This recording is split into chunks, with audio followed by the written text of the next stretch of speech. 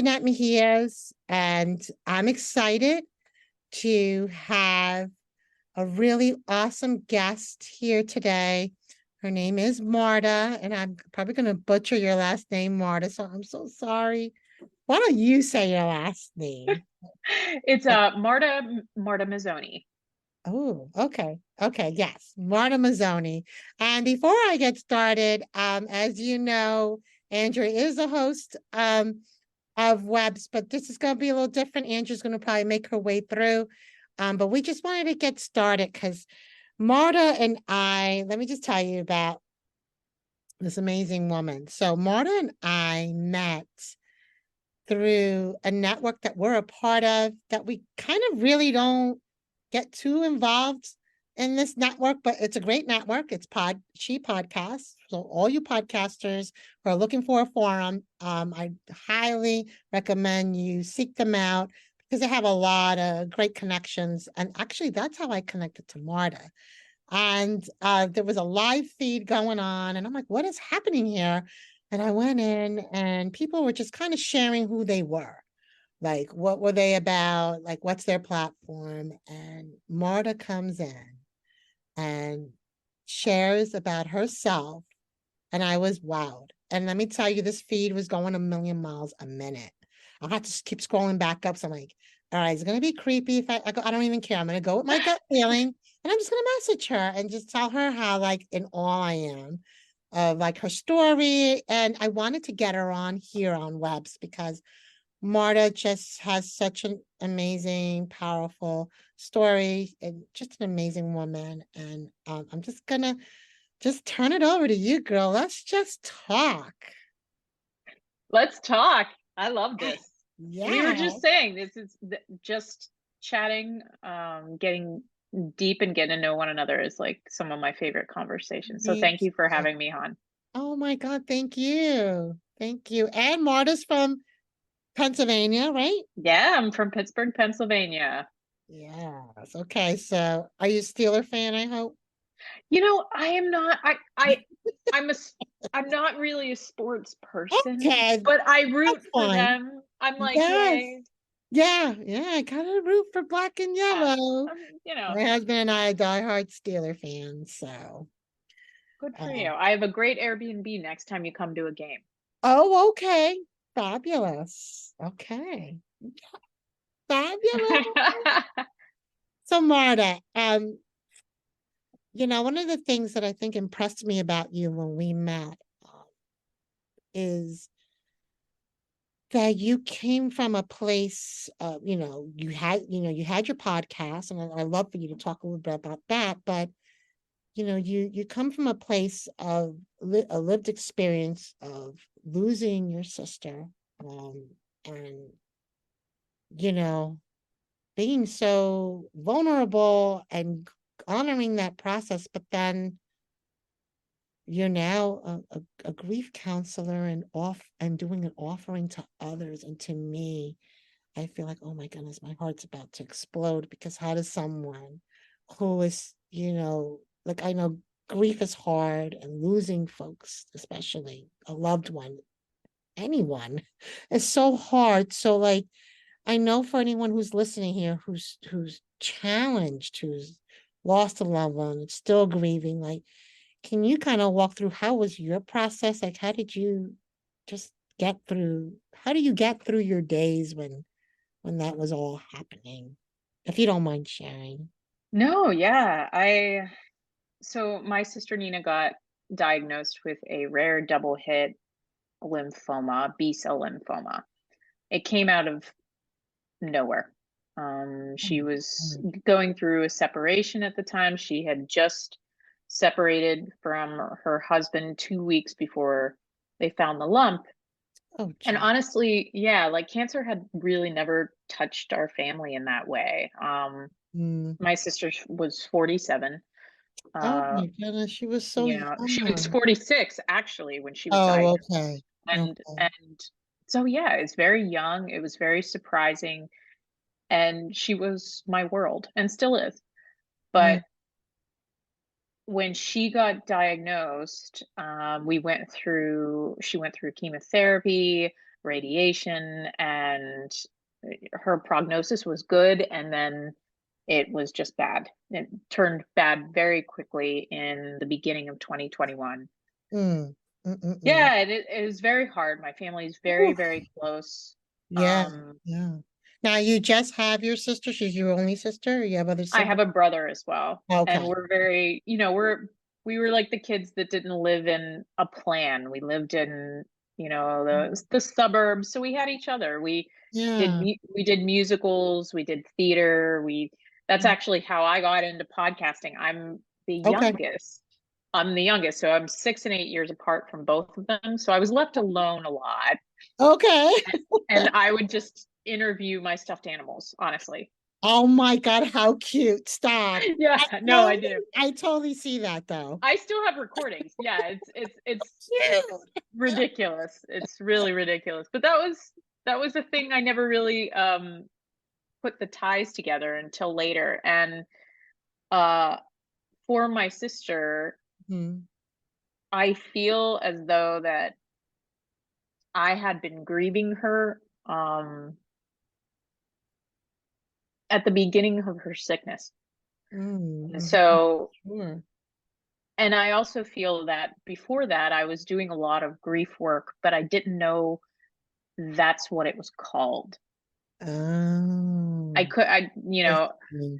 Yeah, grief is really the result of change, um and loss, and there's over like 40 different types of grief. There's over 40 different types of losses, excuse me, of losses. And Mm, I had my heart broken back in 2004, and the mm, way that I handled or worked through my grief back in 2004 was a certain way. And mm. we all experience these losses throughout our life. It's just, Absolutely. right? Absolutely. So Yeah. it's Yeah. just kind of how we work through it and how we pick up the pieces. And I've always just been a very curious Mm. person, curious about just self personal development, Yeah.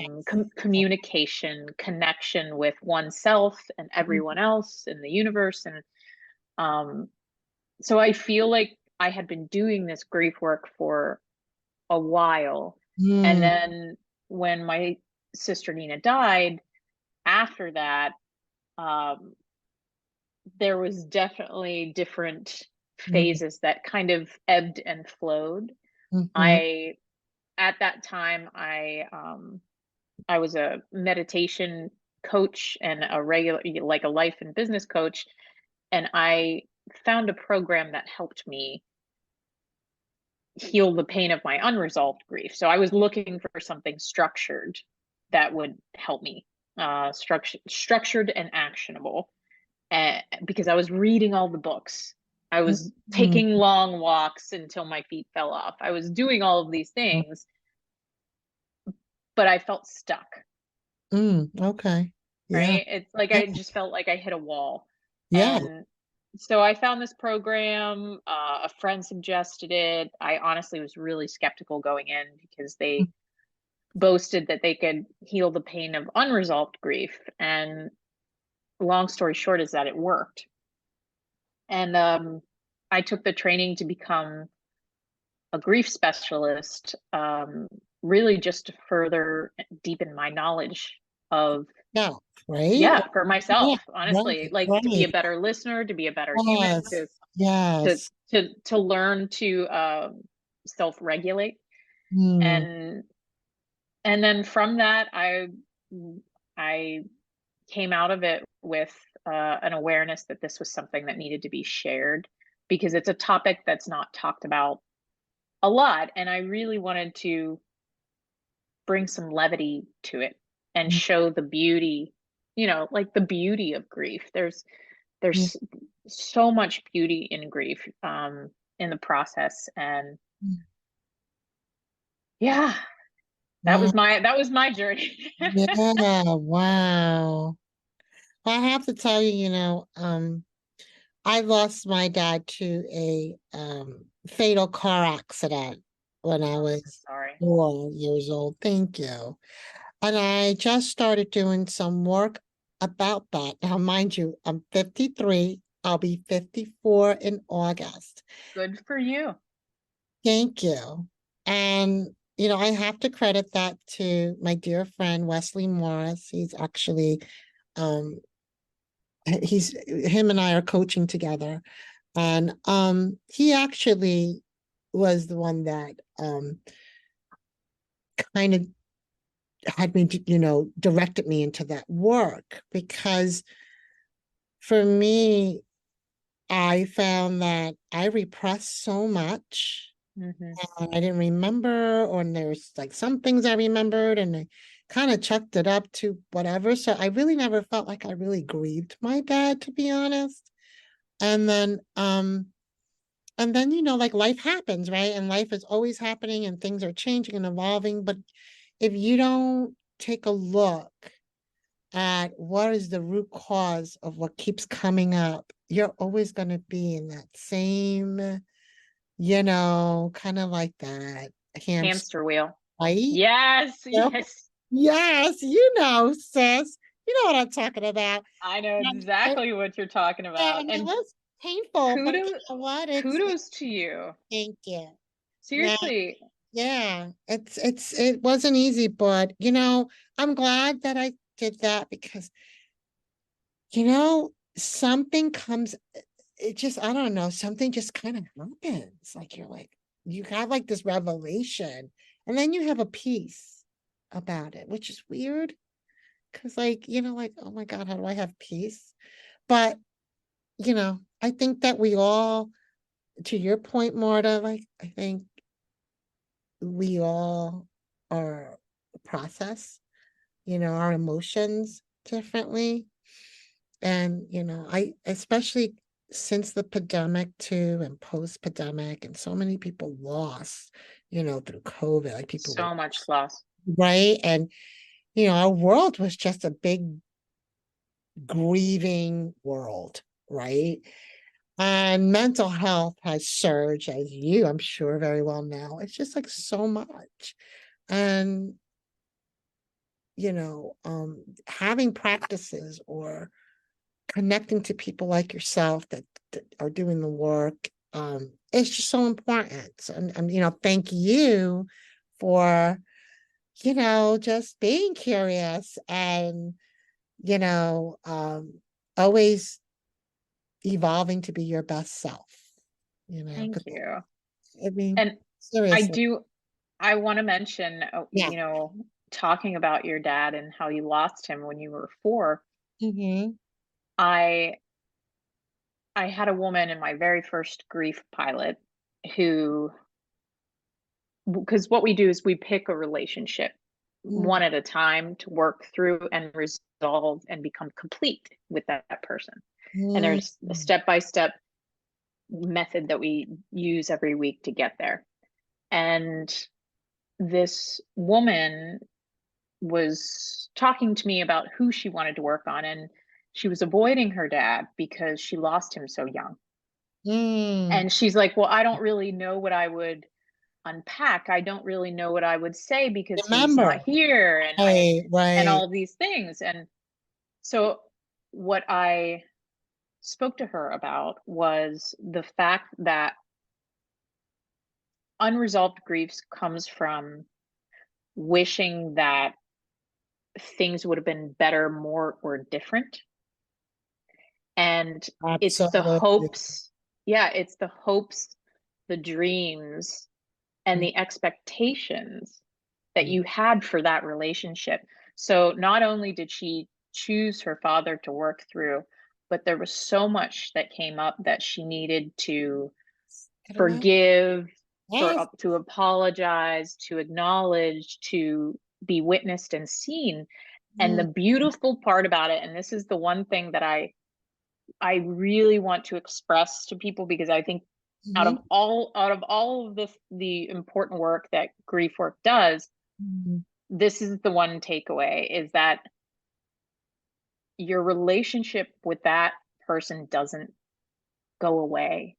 And you can have an even more beautiful relationship with that person because you have worked on your emotional reactions, and how you show up and think about that person, and actively call them into your consciousness, and how you talk about them, how you remember them, how you thank them, how how you react to them. Love it. And Love it. yeah, and No she one thinks to think that way, right? nobody thinks to think that. And she walked away from that Mm. experience saying that she had a better relation and a more rewarding relationship with her father.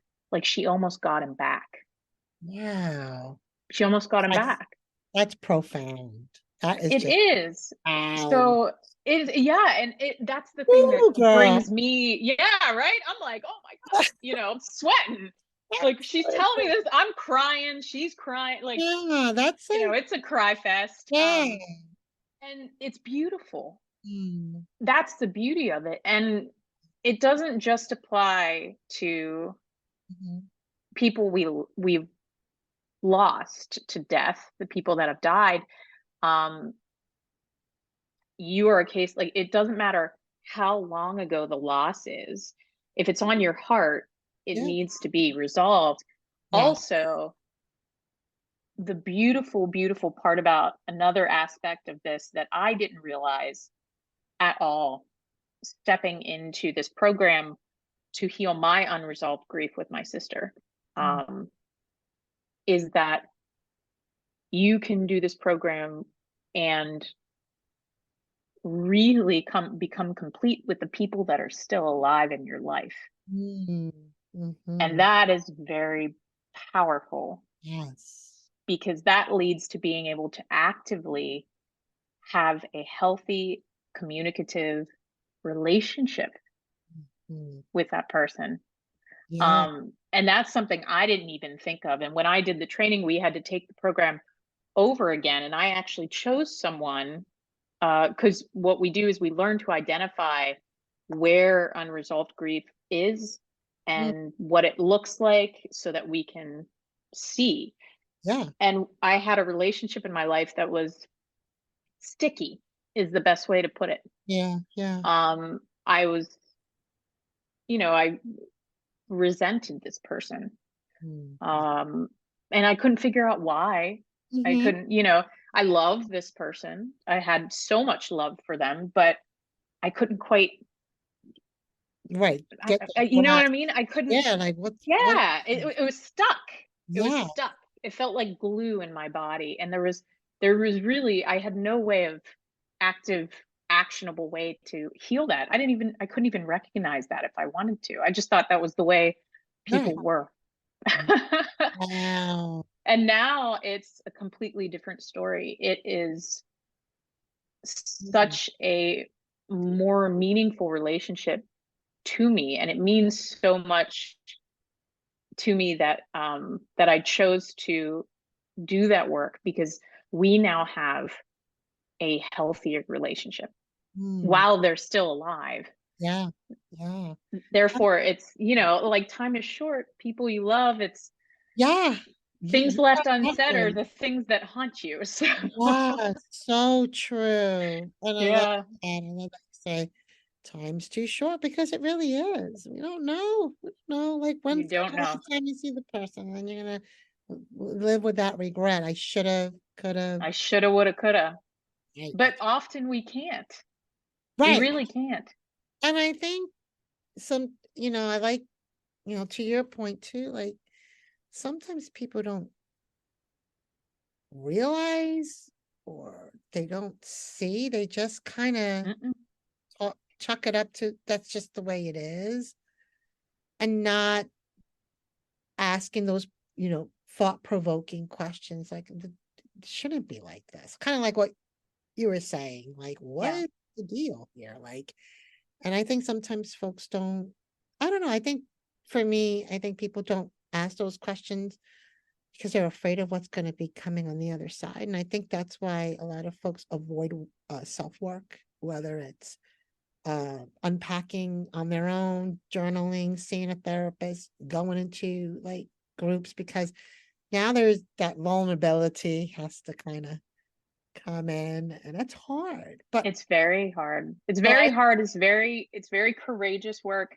yes. I also so I'm a meditation guide, and I incorporate that into my programs, into my coaching. And I personally feel that if I wouldn't have had a meditation practice, I would have never realized, I would never had the awareness. Yes. And it Yeah. starts with awareness. Everything Hmm. begins with awareness. And you only gain that by going silent, because we're so distracted, we're so overwhelmed. And we're also full of misinformation about grief that tells us that we have to keep busy, that we have to tamper Oh, down to our emotions, that we yeah. hide our emotions, Don't that we talk grieve about in it. silence. Oh, yeah, Right. like don't talk about it. Yeah. The more you arm yourself with this awareness and this knowledge, then you have a chance at taking the next step and taking another step. And then it's not so scary. But yeah, I just think it's really hard for people to find that awareness Yeah. nowadays. Yeah. So 100%. it's 100. hard. Yeah. It is hard. I had have a dear friend of mine, Barb Klein, and we've had her here already twice on our podcast, and she recently had lost her son. Mm. Would have turned 30, I believe, and she's I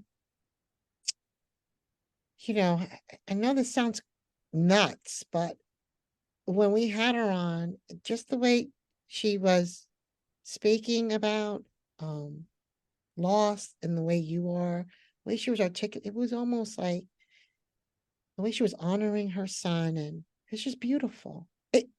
I was like, am I supposed to say this is beautiful because he's not here? But like, she's like, no, yes, it is. No, it's okay. And Yeah, it's and beautiful. watching her, document, each day of, in her social media space. It's just unbelievable. Like you just read that and you're like, wow. And so, like it had me look at grief differently. Um, and so, I just think that's just beautiful to see that there is you know, people associate, death as like it's bad, right? Hmm. And granted, listen, nobody ever wants to lose a child, honestly. That's No, no. but It's it, it's you have to be able to look at, how do I put this? Like when Neen died, it was, my eyes were opened Mhm. to the shortness of life. And there's that saying that intensity gets lost in volume. Have you Mhm. ever heard that? I heard that recently. And Nope. it's true, because I'm a yoga instructor, and one of the mantras that I tell before we take class and things like this, and I say, we might not have as much time as we want in like shavasana, right? But take this time and try to stay as present as you possibly can.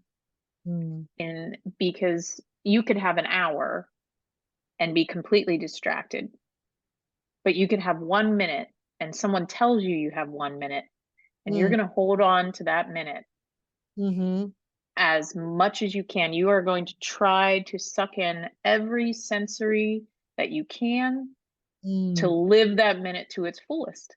And I feel with my sister, mm, um, a lot of things that I thought were important just fell away. And that's a lot of our social construct, mm. right? That's the internet, that's social Yeah, media, that's yeah. all these things. They just fell away because they weren't important.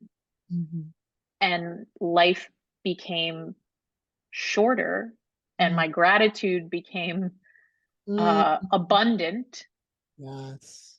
right? And I started valuing every connection and contact and person. And yeah, it's so that is That's beautiful, so deep though. because you're living life to the fullest is the only way to, that's the really long way Yeah, yeah. gets to that point.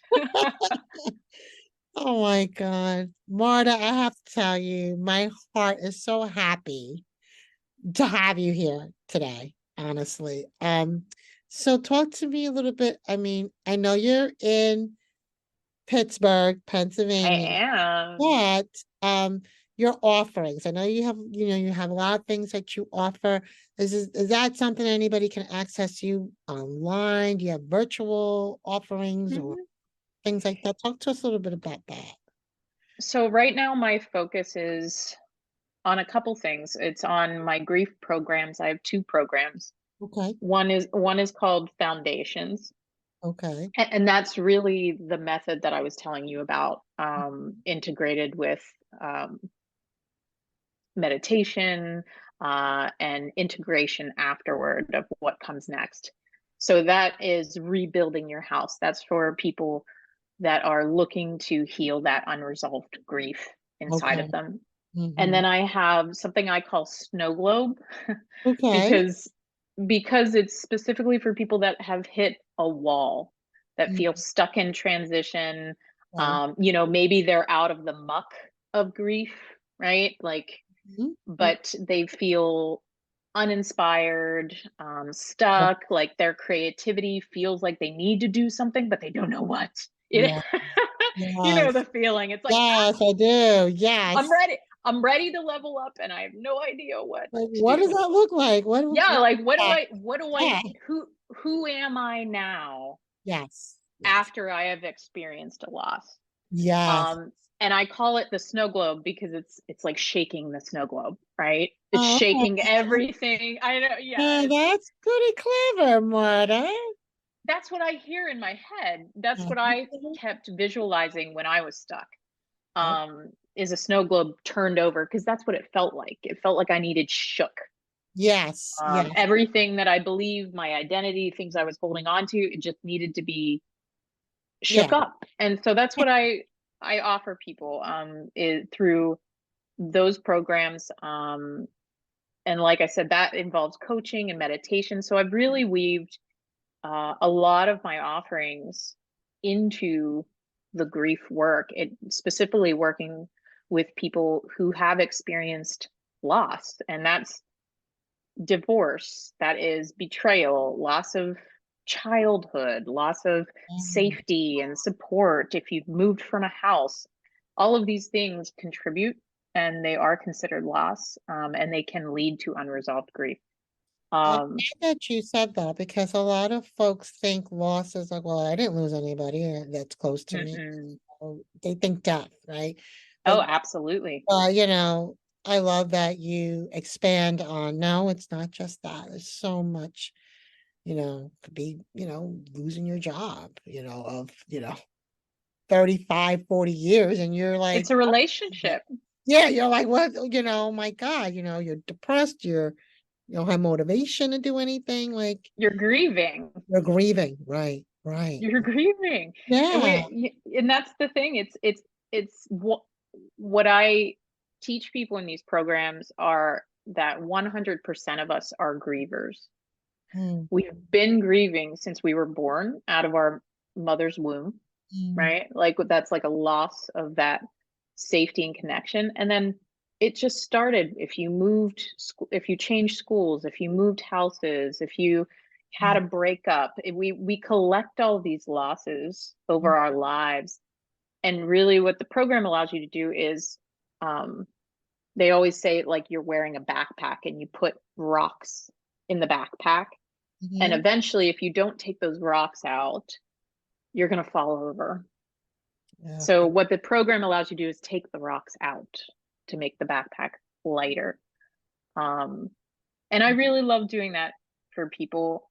So that's one aspect of what I Mhm. offer. And then travel was my very, very first love of that was my very, very first grief recovery that I didn't know was grief recovery was travel. Mhm. So I weave that and I have woven that into my services because I believe in traveling inward, which is these programs, the foundational, the snow globe. That's like taking a trip inside. which is a Yes. form of travel. Yeah. And then I believe in traveling outwards. So I host sailing retreats overseas and retreats overseas. I've hosted for the past few years that kind of just step people out of their comfort zone. Yeah. Because that's what did it for me when back in the day, it was 2004, I went alone to Italy. Oh Uh, my gosh. Did you yeah, really? yeah, it was a whole thing. I actually joined a tomb excavation. I know that sounds fake, but it's not. It was a volunteer project that Yeah. I found on like page 12 of the internet, and I was just desperate to get away. And it opened me up to Wow. finding adventure and explorative travel elsewhere. And I really started to find myself again, who I was at that time, because we're constantly changing. Yeah. Yeah, So absolutely. I help people facilitate that, Yeah. whether they want to take a solo trip, whether they want to travel with me, whether they, whether they're just dreaming about it and they have no idea where to start. Yeah. Yeah. It's one of my favorite things, being like, all right, well, where are you going? What are your hopes and dreams? What are you hoping to accomplish? Where do like what feels safe for you? Yeah. I love that. I love it. Yeah, and the fact that you have that experience, again, everything's about that lived experience, It right? really So, is. wow, you are so fabulous. Eh. You Oh, Jesus. are Oh, fabulous. Well, I have to tell you, Marta, I hope that this is not the last time that we um connect. Hopefully, we'll be able to bring you back to see what other great things you have stirring up. We're definitely going to put all of your links and the things that lead folks to your amazing services so they can explore your website and connect with you directly. Um, and well, this won't be the last between you and I. I have an I architect. know that. Yes, I'm very much aware of that. We connected across the streams of the internet, which is I so know. lovely. It is. Hey, I'm telling you, it's the Hmm. power of being, I always say I've met the most amazing people through, networks that sometimes I'm kind of like, why am I doing this? Why am I Why am part of I here? why don't I just delete this group? I'm not, but I just leave things be because you just never know, who's gonna come through. And I'm glad that, I listened to myself and just letting things be and letting things come and flow. So thank you, Marta, so much for joining Web's Women. Remember, everyone, you're listening to Web's Women, where exposure brings strength.